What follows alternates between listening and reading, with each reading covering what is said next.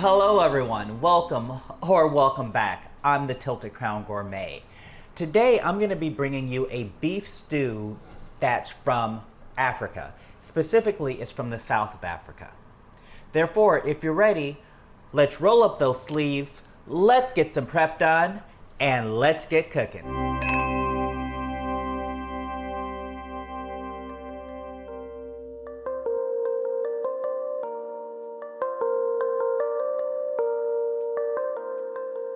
Prior to starting this video, I actually did a little bit of prep because I normally would do this step the night before. However, I had gotten a tri-tip on a 2-for-1 deal, and I had frozen one of the tri-tips, which I'm going to be utilizing for this dish. Normally, I would be utilizing beef chuck. However, because I did have tri-tip, I went ahead and utilized that. Therefore, last night I pulled the tri-tip out and I defrosted it. And this morning I cut it up into the cubes. I added some vegetable oil, some cumin, and some coriander, as well as salt and pepper. So half of my cumin and half of my coriander that I would utilize for the recipe, I put on the meat to help to season it up for tonight. And then salt and pepper and a little bit of vegetable oil. I mixed it all together and I vacuum sealed it back in the bag that I had actually utilized to vacuum seal the original tri-tip. So cube, toss with vegetable oil, cumin, coriander, salt and pepper, vacuum seal, and place back in the refrigerator for a few hours. However, if you want to completely skip this step, you can. You still will end up with an amazing stew. Also, if you had pre-planned, you could do this step without vacuum sealing the night before. To start my dish today, I've pre-cut my tri-tip. Now, traditionally, I would not be utilizing tri-tip. I would be utilizing beef chuck. However, I had been doing some testing on smoking tri-tip like a brisket, and they had tri-tip on sale. It was 2-for-1. Therefore, I had gotten 2 tri-tips for the price of 1. And I'm going to utilize my tri-tip for this particular dish. But like I said, normally I would utilize beef chuck. I did trim this off camera, and I cubed it as well. Normally, prior to doing this dish the night before, I would have spiced the meat up. However, because this had been frozen, as I said, I had gotten a 2-for-1, I had to let it defrost last night. Therefore, today what I'm going to do is I'm going to season the meat, and then I'm going to vacuum seal it for a few hours and allow those seasonings to go through. Because as I've always said, I think it's important to layer the flavors in order to help to elevate your dishes to the best possible level. Normally, I would utilize vegetable oil. However, I have some nice avocado oil, high temp, which is great for this particular dish because we'll be searing this off later. Next, I'm going to be putting in pepper. Remember, this is quite a bit of meat, so you want to go ahead and try to season it up. Put in salt.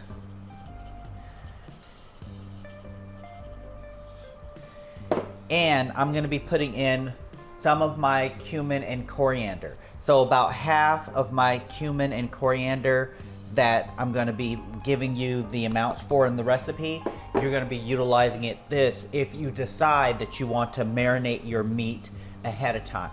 You want to just make sure that everything is coated. Now I'm going to go get my bag. Now the bag, I actually am utilizing the bag that I had vacuum sealed this tri-tip in before. So I'm going to put the meat back in the same bag. Obviously I cut it in order to get the piece of tri-tip out, but I'm going to put it back in this bag, and I'm going to utilize it for a second time. This step, as I said, is completely optional. However, I believe that if you want to have the best outcome, either get this and do it the night before and allow it to sit, or utilize my little trick and vacuum seal it. So now that we have our vacuum sealed bag, I'm gonna go ahead and place that into the refrigerator for the next few hours, just to allow those seasonings to really kind of meld through that meat, to go through the meat.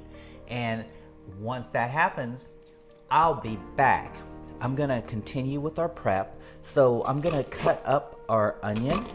And with your onion, as I've said before, you have to decide the size that you want. I have people in my household that they're not huge onion fans. I don't understand it, but if I cut it small enough and of course saute them, I get by with having onions in the dishes. Now, with this particular stew, I'm actually gonna be doing some additions, and I'm gonna be explaining to you what those additions are that are outside of the norm of this particular stew. One of the things are leeks. I like to add in leek with my onion. I believe that it adds a little bit of a sweetness to the dish. And again, for me, it's about balancing flavors. And I definitely don't believe that the leek takes anything away from the dish, but it does add a subtle sweetness to the dish. I recommend that you slice your leek fine and only utilize the white section of the leek. Even though you're only utilizing the white section of the leek, definitely don't throw away that green section. Put that in a freezer bag, put it in your freezer, and utilize it for stock later. Next, we're gonna go on to our garlic. As I've told you before, I really like garlic. I'm gonna give you a recommendation of about 3 cloves of garlic to put in this. However, if you would like to add more, go for it, because I definitely do. And again, I tend to chop my garlic versus running it through a mill. However, if you want to run it through a mill, that is completely acceptable. Another thing, this dish could actually be made in a crock pot. And if you do it in a crock pot, what you want to do is definitely brown your meat, and bloom your spices. And then when you put everything in your crock pot, if you have the time, you'll put it on low for 8 hours, or you'll put it on high for 6. And remember what I say, when you are chopping up your garlic, or if you're chopping up herbs or what have you, definitely hold the tip of that knife to help keep it from dancing around your cutting board. Now this I will not be adding to my bowl with my onions and leeks, because I will be adding this in a little bit after those.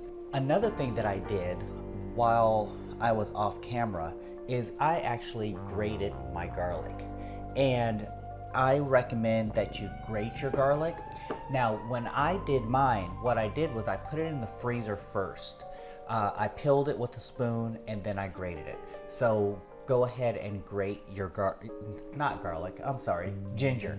Grate your ginger for this particular dish. So again, grate your ginger, put it in the freezer. It makes it much, much, much easier. Now, I've taken out my beef. I took my beef out about 45 minutes ago because I wanted it to start to come to room temperature. Now I'm gonna put my burner on sear because I do have a sear function. To my pot, I'm gonna add vegetable oil. Once this comes up to temperature, I'm gonna start searing my beef. I'm gonna do it in batches because I don't want to steam it, I want to sear it.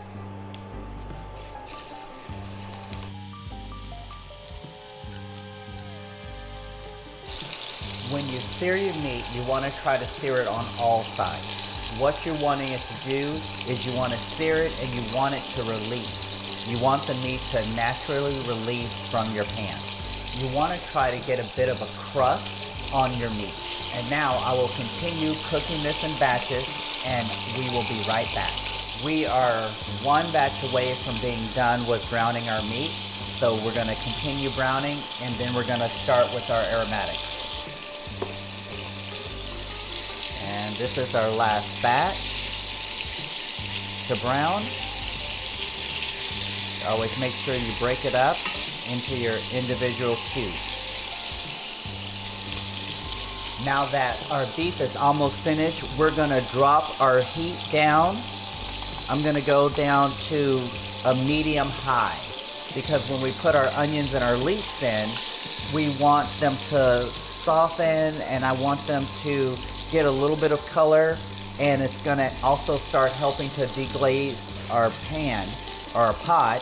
But I'm also going to do an additional addition that's going to continue that deglazing process, and that's going to be red wine, which is not traditional. However, I believe that it just adds a little something, a little depth of flavor to our stew.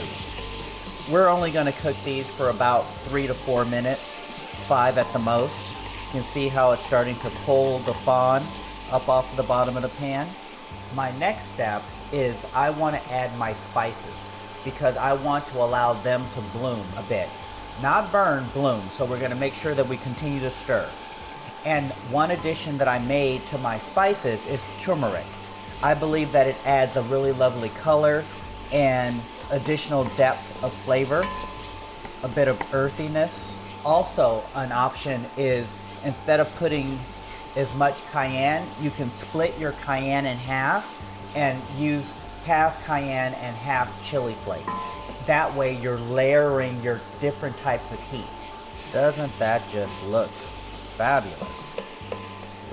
Now, another addition, as I said, I'm going to add red wine.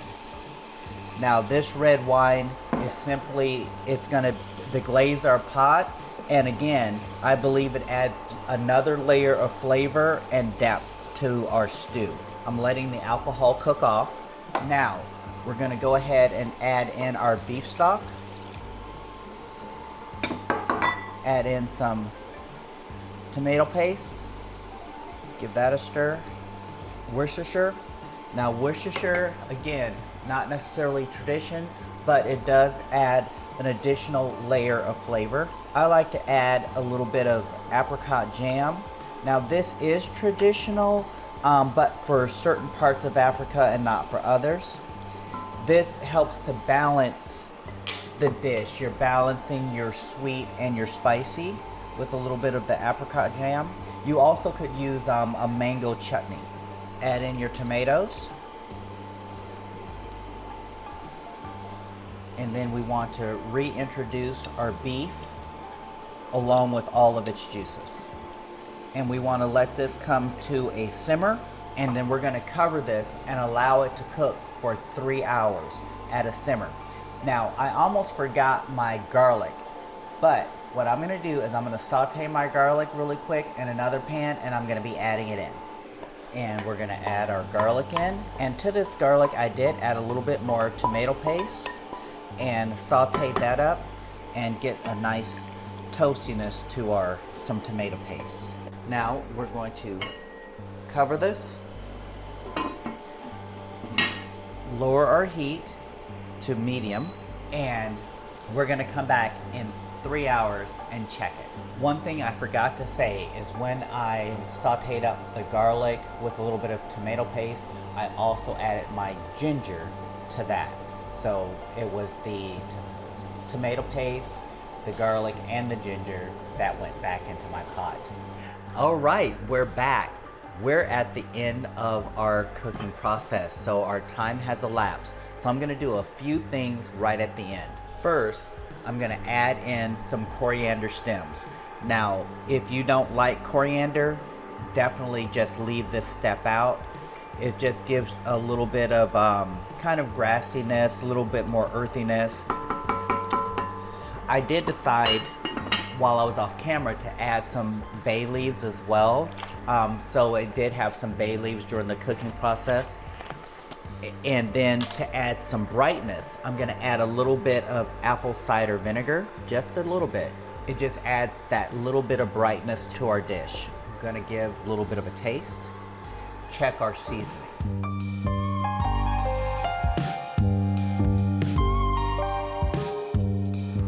I think just a splash more vinegar, and I'm gonna add just a hint of salt.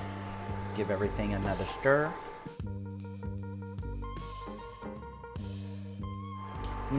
There we have it.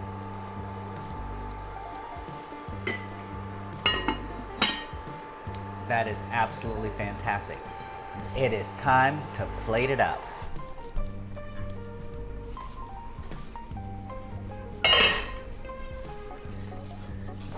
To our steamed rice, we are going to add our stew, which does look fabulous, smells fabulous.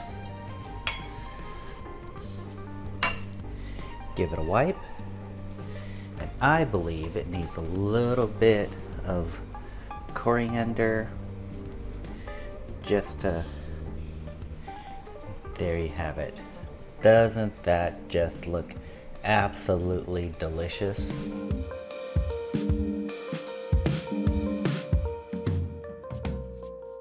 Remember, your kitchen is your passport to the world, allowing you to explore diverse cultures and cuisines right from home as you explore new flavors and techniques.